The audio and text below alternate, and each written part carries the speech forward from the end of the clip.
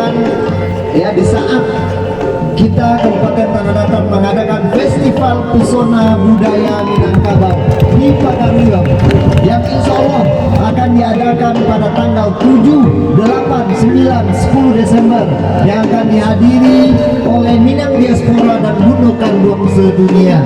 Mudah-mudahan pawainya bisa diikutkan 1000 baju milik Padang Bage ini. Bapak Ibu hadirin yang berbahagia, itu salah satu apresiasi yang kami berikan kepada ibu-ibu ya Bundo yang Bundo Kando yang ada di sini yang sudah menampilkan baju miliknya kepada kita, memberikan tontonan yang sangat baik kepada kita semua masyarakat Tanah Datar.